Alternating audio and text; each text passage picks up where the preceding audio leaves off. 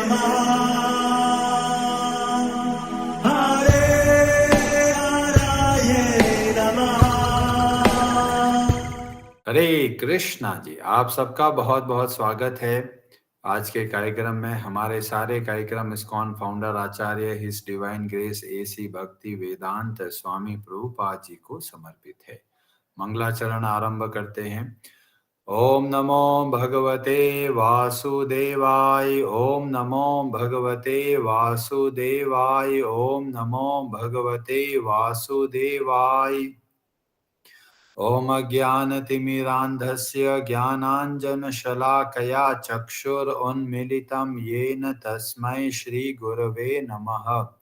श्रीचैतन्यमनोभीष्टं स्थापितं येन भूतले स्वयं रूपः कदा मह्यं ददाति स्वपदान्तिकम्।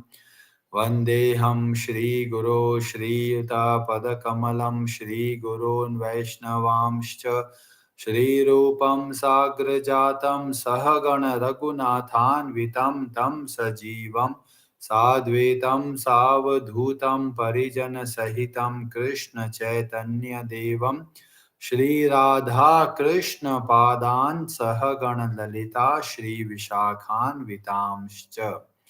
नमः ओम विष्णुपादाय कृष्ण प्रेष्ठाय भूतले श्रीमते भक्ति वेदांत स्वामी निति नामिने। नमस्ते सारस्वते देवे गौरवाणी प्रचारिणे निर्विशेष शून्यवादी पाश्चात्य देश तारिणे। नमो महावदन्याय कृष्ण प्रेम प्रदायते कृष्णाय कृष्ण चैतन्य नामने गौर तुषे नमः। हे कृष्ण करुणा सिंधु दीन बंधु जगतपते गोपेश गोपिका कांत राधा कांत नमोस्तुते। तप्त कांचन गौरांगी राधे वृंदावनेश्वरी वृषभानुसुते देवी प्रणमामि हरिप्रिये। वाञ्छाकल्पतरुभ्यश्च कृपा सिन्धुभ्य एव च पतितानां पावनेभ्यो वैष्णवेभ्यो नमो नमः।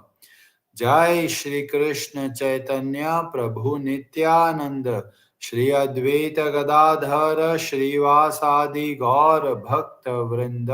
हरे कृष्ण कृष्ण कृष्ण हरे हरे, हरे राम राम राम हरे हरे। कार्पण्य दोषोपहत स्वभाव पृच्छामि त्वां धर्म सम्मूढचेताः। यच्छ्रेयस्या निश्चितं ब्रूहि तन्मे शिष्यस्ते अहं शाधि मां त्वां प्रपन्नम्।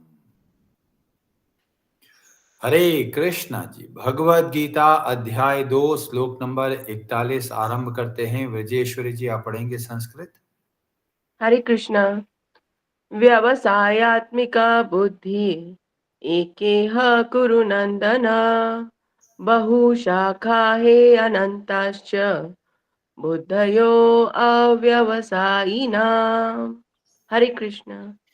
हरे कृष्ण। व्यवसायात्मिका कृष्ण भावना अमृत में स्थिर बुद्धि बुद्धि एका एकमात्र यह इस संसार में कुरु नंदन हे कुरुओं के प्रिय पुत्र बहुशाखा अनेक शाखाओं में विभक्त ही निस्संदेह अनंताः असीम च भी बुद्धयः बुद्धि अव्यवसायी नाम जो कृष्ण भावना अमृत में नहीं है उनकी। जो इस मार्ग पर चलते हैं वे प्रयोजन में दृढ़ रहते हैं और उनका लक्ष्य भी एक होता है। हे कुरुनंदन, जो दृढ़ प्रतिज्ञ नहीं है उनकी बुद्धि अनेक शाखाओं में विभक्त रहती है। हरे कृष्णा जी। तो हम लोग कल इस श्लोक को अध्ययन किए थे कि भगवान श्री कृष्ण बोलते हैं कि जो इस बुद्धि योग के मार्ग पे चलते हैं उनके अंदर ये गुण देखने को मिलता है दृढ़ निश्चय का, दृढ़ प्रतिज्ञ का। और ऐसा क्यों होता है? क्योंकि वे प्रयोजन में दृढ़ रहते हैं। जो जीवन का लक्ष्य है उसको क्लैरिटी रहती है। अगर लक्ष्य पता नहीं होता तो ही हम लोग अलग अलग जगह पर भटकते रहते हैं। यहाँ पर भगवान श्री कृष्ण ने शाखा शब्द का प्रयोग किया और ये बहुत सुंदर हमें एक उदाहरण से समझ में आता है। जैसे कोई बहुत बड़ा पीपल का पेड़ होता है और उसका जो तना होता है, स्टेम होता है, वो बहुत मोटा होता है। क्या कोई उस तने को तोड़ सकता है? बहुत मुश्किल से, बहुत सारी मशीनें लगाने के बाद ही कोई उस तने को तोड़ सकता है। पर अगर जब हम लोग और उस तने से ऊपर चढ़ते हैं तो बहुत सारी शाखाएं होती है, तरह-तरह के जो ब्रांचेस होते हैं, उनको तोड़ने में समस्या होती है? कोई समस्या नहीं होती। क्यों? क्योंकि जो तना है, अब वो अलग-अलग जगह पर बँट गया है। और हम लोग भी देखते हैं, हम सब के अंदर ये दृढ़ प्रतिज्ञा, ये जो फोकस का जो गुण है, हमारे अंदर स्वतः ही होता है। पर हम लोग क्या करते हैं? उस फोकस को अलग-अलग जगह पर हम तोड़ देते हैं और इसीलिए आज के जीवन में हम देखते हैं, इतना डिस्ट्रैक्शन है, इतना भ्रमित है कि हम एक जगह पर केंद्रित होकर कार्य करने में बहुत ही असमर्थ हो जाते हैं। तो इस श्लोक के माध्यम से हमको पता चलता है कि हमको जो कार्य करना है, बहुत ही फोकस होके करना है। कई लोग सोचते हैं, एक साथ मैं 4 काम कर लेता हूँ, पर वो 4 काम कोई ढंग से होता नहीं है और इसीलिए हमको चाहिए जो-जो कार्य हम करते हैं, उस पर पूरी तरह से फोकस करके करना है और प्रयोजन का ध्यान रखना है कि ये सब कार्य किसके लिए कर रहे हैं। कई बार बच्चों लोगों को छुट्टी मिलती है कि भई आप इस छुट्टी का सही सदुपयोग कीजिए क्योंकि छुट्टियों के बाद में एग्ज़ाम आने वाले हैं। पर कुछ बच्चे लोग सोचते हैं, अरे बहुत लंबी छुट्टियाँ मिली है, चलो आराम कर लेते हैं, मज़े कर लेते हैं, घूम लेते हैं, टीवी देख लेते हैं और ये भूल ही जाते हैं कि ये जो समय मिला है छुट्टियों का, उसके बाद में एग्ज़ाम आएगा। पर जो स्टूडेंट को पता है कि भी मेरा एग्जाम आने वाला है, तो उसका लक्ष्य क्लियर है और उसके हिसाब से वो क्या करता है, जो छुट्टियां मिली है उसका पूरा पूरा सदुपयोग करता है। ऐसे ही हमारे जीवन में हमको ये समय मिला है, पर लोगों को पता ही नहीं इस समय को करना क्या है। और जब लक्ष्य निर्धारित होता है कि हम इस संसार में क्यों आए हैं और हमारा एक एग्जाम हमारी प्रतीक्षा कर रहा है और उस एग्जाम को बोलते हैं मृत्यु। तो मृत्यु हमारा एग्जाम है और ये जो समय हमको मिला है उस एग्जाम के लिए तैयारी का समय मिला है। पर लोग क्या देखते हैं, लोग सोचते हैं जिंदगी ना मिलेगी दोबारा और तरह तरह के मजे में लग जाते हैं। कोई सोचते हैं हम तो घूमने जाएंगे, कई लोग सोचते हैं हम तो पिक्चरें देखेंगे, कई लोग सोचते हैं हम तो खाना पीने में समय लगाएंगे और तरह तरह के सुख भोगने के चक्कर में वो भूल जाते हैं कि हम इस संसार में क्यों आए हैं। और इसीलिए शास्त्रों का अध्ययन करना बहुत जरूरी है क्योंकि शास्त्रों के आधार पर हमको पता चलता है कि इस मनुष्य शरीर का क्या उद्देश्य है, ये शरीर हमको क्यों मिला है और इस शरीर का सही तरीके से सदुपयोग कैसे कर सकते हैं। और हम लोग देखेंगे भगवत गीता बार बार बुद्धि पर बहुत जोर देती है। बाकी कई और जो शास्त्र है वह मन पर जोर देते हैं कि मन को वश में करो, पर भगवत गीता बहुत अद्भुत है। भगवत गीता बोलती है अगर बुद्धि क्लियर है, अगर बुद्धि मजबूत है तो मन स्वतः ही हमारे कंट्रोल में आ जाएगा। जैसे कि हम लोग देखते हैं कि जो लोग वकील होते हैं वो चाहे कितनी भी गर्मी हो उनको वो कोट पहन के जाना पड़ता है कोर्ट के अंदर। क्यों? क्योंकि ये उनका ड्रेस कोड है। भले ही गर्मी है पर फिर भी अपने मन को संयमित करते हैं। क्यों?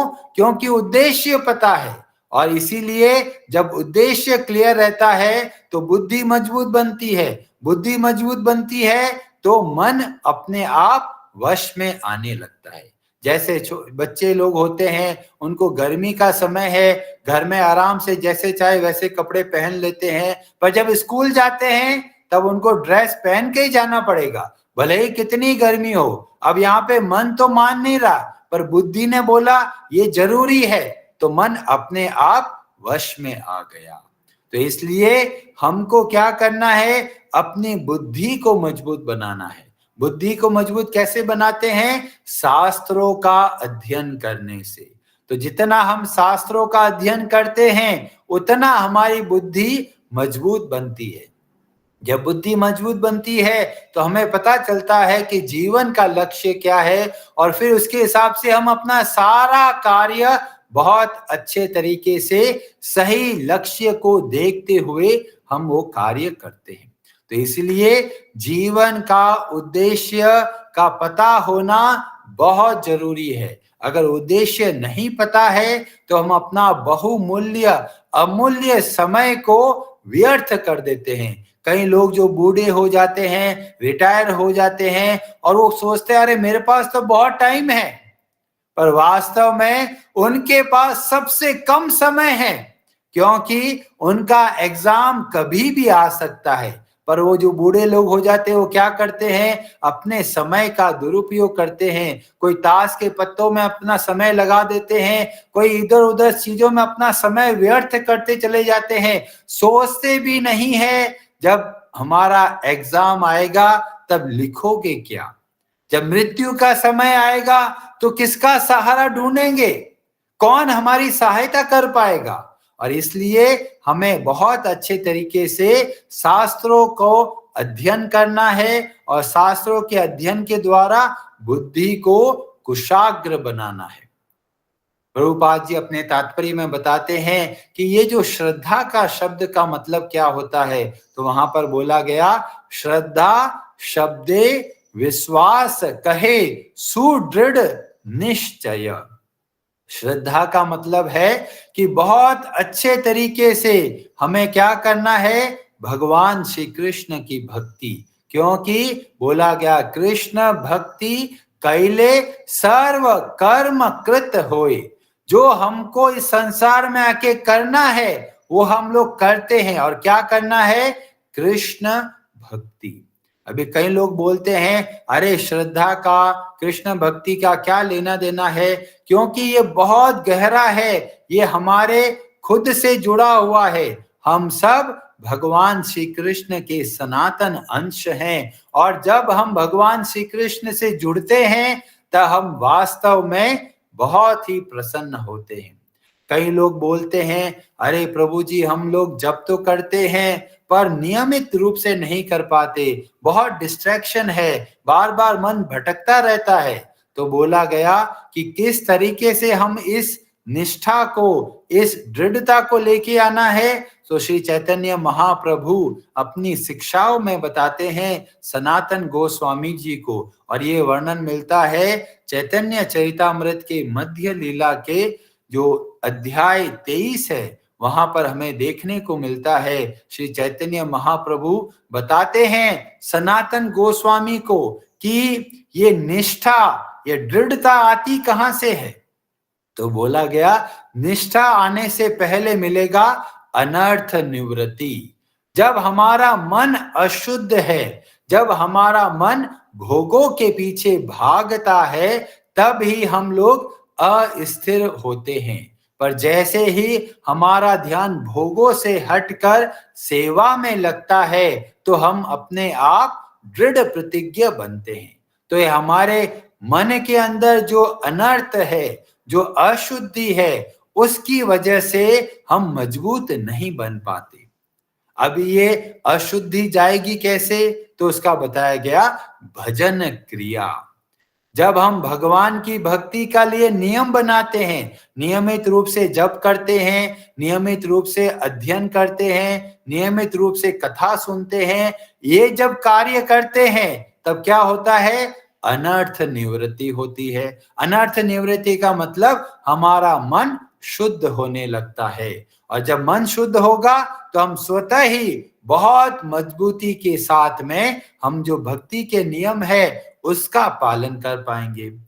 अब लोग बोलेंगे अरे भजन क्रिया में तो मन लगता नहीं है हमारा, क्या करें। तो चैतन्य महाप्रभु ने बोला उससे पहले हमको करना है साधु संग। जो भगवान के भक्त होते हैं उनका संग करना है।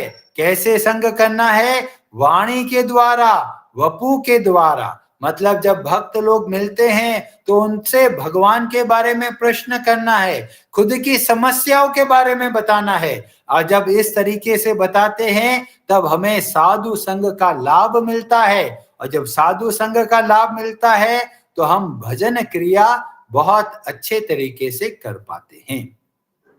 तो बहुत जरूरी है हमें भक्तों का संग करना, ऐसे लोगों का संग करना जो बहुत मजबूती से भगवान की भक्ति करते हैं, भगवान की भक्ति के नियमों का पालन करते हैं। ऐसे लोगों का जब हम संग करते हैं तो ये स्वतः ही दृढ़ निश्चय हमको देखने को मिलता है।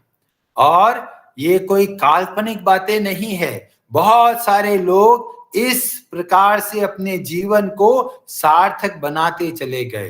कैसे आरंभ हुआ? तो बोला गया श्रद्धा का भाव आया, उससे साधु संग हुआ, साधु संग से भजन क्रिया आरंभ करी, भजन क्रिया से मन शुद्ध होने लगा, मन शुद्ध होने के बाद में वो बहुत दृढ़ प्रतिज्ञ बने, जिसको बोलते हैं निष्ठा। तो क्या वहीं पर रुकना है? नहीं, हमारा उद्देश्य तक पहुंचना है। तो निष्ठा के बाद में आता है भगवान के प्रति बहुत रुचि का भाव आता है, और रुचि के भाव बढ़ता है तो उसको बोलते हैं आसक्ति। और आसक्ति धीमे धीमे भाव में बदल जाती है, और वह भाव हमको प्रेममय भक्ति प्रदान करता है। तो ये पूरा सीक्वेंस है।